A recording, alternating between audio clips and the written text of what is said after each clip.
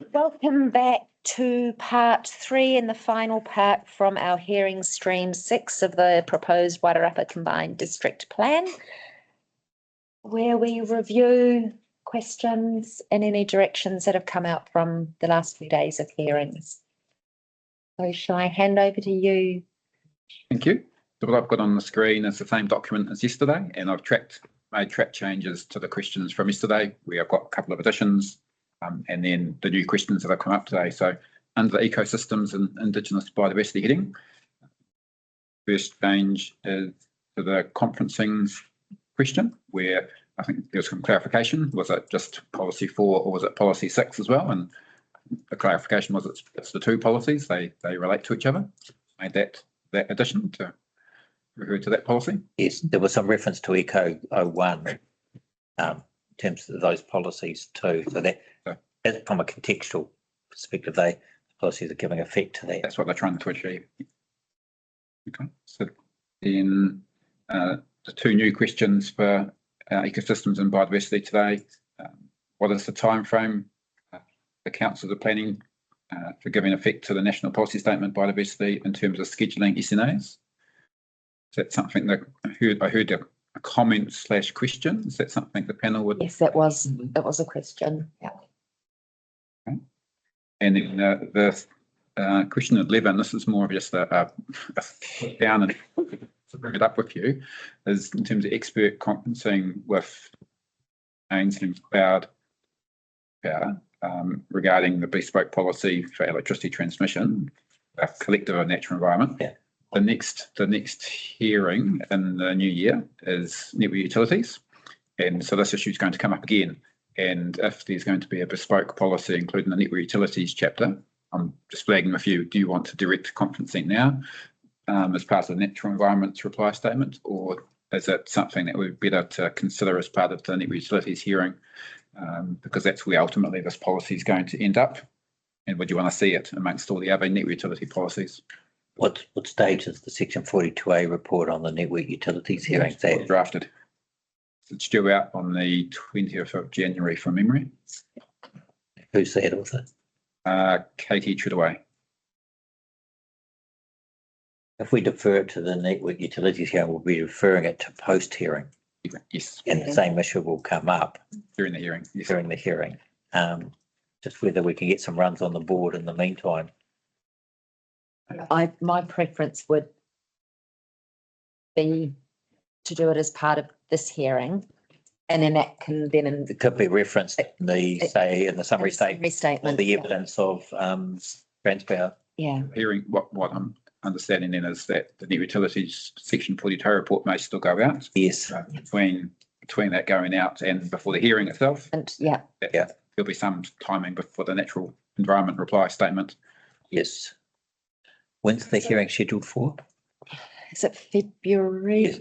So it's not it's mid-February 20. Okay. So this doesn't put too much of a rush on early January. It can occur late January. Post that report. Yes. Okay. Can we you want to issue a minute for the yes. Yes.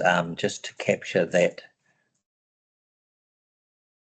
There would still be an opportunity for further conferencing post the network utilities hearing, but in the hope that we could avoid that through front footing it. So the actual dates for that, the hearing dates are 17th and 18th of February, 21st are reserved days if required. 42A report is due on the 17th of January and submitters evidence is due the 31st of January. It's the public February. Anniversary. Not February. Cut off for the East 42A. Yeah. So it was going to be the 20th of January that it was due, but now it's 17th. That's what I said. So it's now the 17th of January. Sorry, 20th and 21st of February were the reserved days. And then the 31st of January is when submitters evidence is due in response to the 42A reports. That would give us, and so that's a question, would that give us enough time to do some expert conferencing for the right of reply statement from this hearing stream? And then that could then inform the summary statements, possibly, to be referenced through? Yeah, I'm not speaking for everyone else when they might be back from summer break. Potentially, we can at least see where we get to. We'd want that initial conferencing to occur Yeah, before the ROL was due. Yeah. Yeah. Yeah, definitely. yeah, absolutely. Okay, thank you. Yep, We sorry. can liaise. You can draft a minute. Timing and yeah. So that was all I had from today for ecosystems and Indigenous biodiversity. Just want to check no other matters came up. So sorry, going back to that conferencing for the bespoke direction, that also encompasses NFL and NATC and coastal environment as well. Yes, actually, that's a good point. That's the collective for all natural environment chapters. Thank you. Just put it under ecosystems for convenience, but better. Yes. And which one of the things that's weighing on my mind is that question I put to Greater Wellington regarding giving effect to the MPSIB and as opposed to giving effect to the RPS. And it seems that that the environmental groups have recognised that there is some further time frame to give effect to the MPSIB, but they are saying that that doesn't let you off the hook in terms of giving effect to the operative RPS, which still requires to identify and protect. So that goes to scheduling. In the first instance, there seems to be a recognition that there's no requirement under the MPS to schedule new, but there may be a requirement under the RPS to schedule some new. And what I was trying to test with the council for Forest and Bird was whether there might be other ways of actually achieving protection without scheduling. And through thinking Rule 2 and the policy background to that. So having said all that, I'm not sure what the question is. I also mentioned RPS change 1, which is still going through appealed and I think we can this careful way to say it. We can put plan change 1 to a side. Yeah. It's about how much weight we put on it. But I guess what we just want from Erica is just a recap of what the requirements are under the RPS. Was it 17 and 18? From memory, yes. Yeah. Thereabouts. Which is a requirement to give effect to, and so which is different to what the giving effect to the MPSIB over a time period. And so if there are other significant areas that Mr. I can't remember his name, Mr. Wilson suggested there is outside the scheduled areas, what happens to is the policy and rule framework sufficient? And I guess how does that tie up with the RAPs? That's what I'm a little bit uncertain of. Is the solution simply to reference RAPs in Rule 2 as one submitter has suggested? I think the Director General might have suggested that yesterday. Shiper. There's a scope question on that one. Yeah, so yeah, I'm sorry, I'm not enunciating very well. Sorry. Get that man coffee. Yes, I've had none. Yes.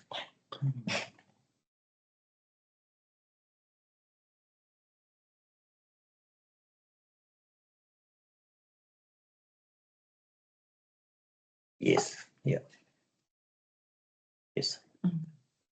I guess what I'm saying is that I think the panel recognises that there is a time difference.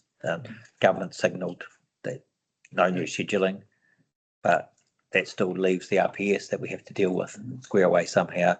The RPS policies would suggest at face value that we should schedule where known additional significant areas. We're not in a position to do that. So is R2 providing, and the policy behind R2 providing sufficient belts and braces to provide sufficient protection even in the interim? Yeah. I understand You understand? the position or the question you're And that question I've just typed up may not fully, No, I think, and that response to the evidence that's been presented today. I think there's a prompt there to respond to the evidence. yes, because it's easier in one sense to kick the MPSIB down the road, to use a colloquial term, and that the government have suggested that's what we should be doing. But we still have a operative RPS that gives a direction that we should be doing something in the interim. Mm. But then on the coastal environment, this is just to capture the first pitch, just to capturing the comment from Mr. Donaldson that she was going to provide a Section 32 AA evaluation on the appropriateness of the controlled activity for subdivision in the settlement zone. That's also within coastal environment. And then back of that further evaluation, that would be expert conferencing between Ms. Donaldson and reporting officers to consider the appropriateness of that activity status. And the particular question was, are there any other overlays or other considerations that need to be thought about for that activity status? That was Ms. Donaldson acknowledging that she'd only looked at it from a Riversdale perspective, that looking at the settlement, looking at that rule and activity status for all of the coastal settlements. Going on the coastal settlements, sorry, this is something I meant to bring up before. I noticed that of the 12 coastal environment settlements listed, Whoriama was listed. Okay. Whoriama's inland. What I perceive as Whoriama is inland. Can we just clarify and make sure? But I'm just sorry, I meant to raise that earlier and then I forgot. Should it be Oda Home? Because Oda Home's on the coast. Yeah, Oda Home's on the coast, but not quite on the coast. Yeah. So we could just have clarification around that, and thank you. Any other, that was the only point for the coastal environment. Mm-hmm. And then the last question was just what came up at the end here in terms of just wanting a copy of that map that Mr. McRae put on the screen, and so we can just attach those pages to the reply statement. Thank you. Not one of those maps was a contour map. Yes, that was the one. Yeah, that was the one in the landscape evaluation study. The topo map, which had the topo map underneath it. Yes. Okay. Basic features that the lines drawn around. Okay, so that was all the questions from today.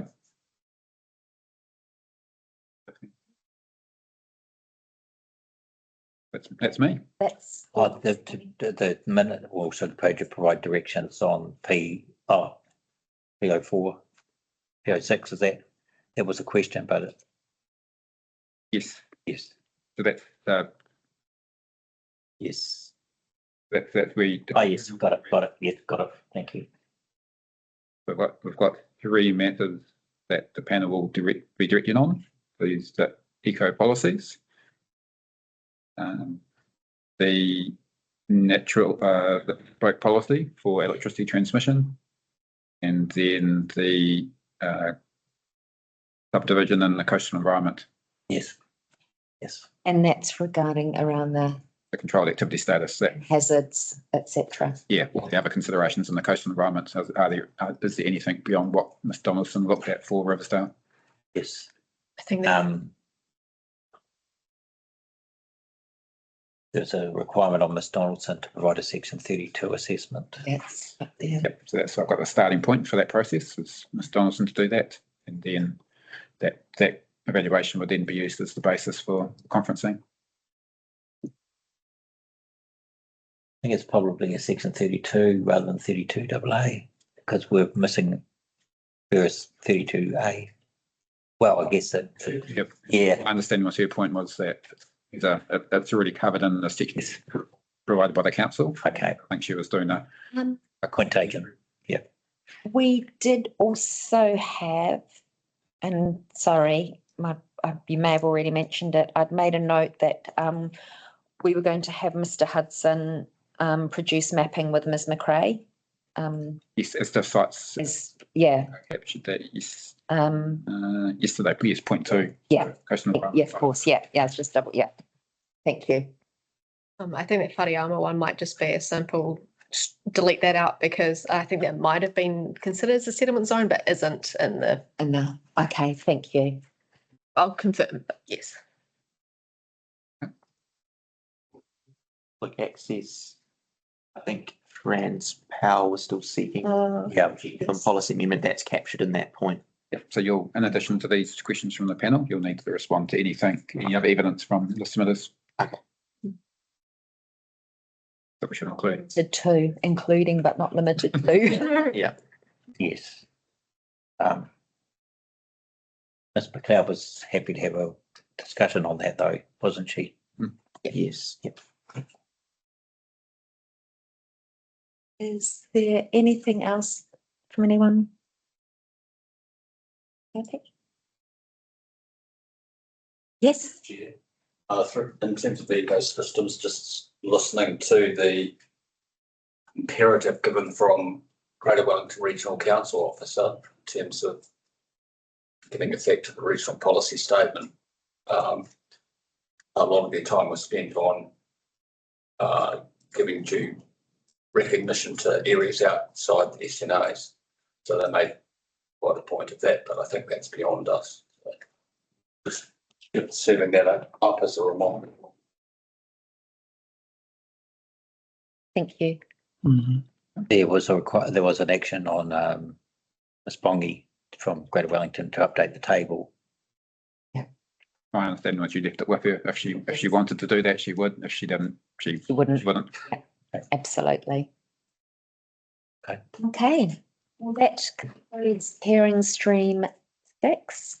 So we can close the hearing with the karakia whakamutanga.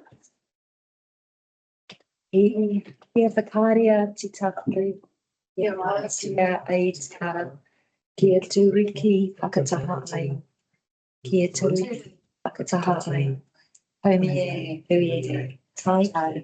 I declare the hearing complete.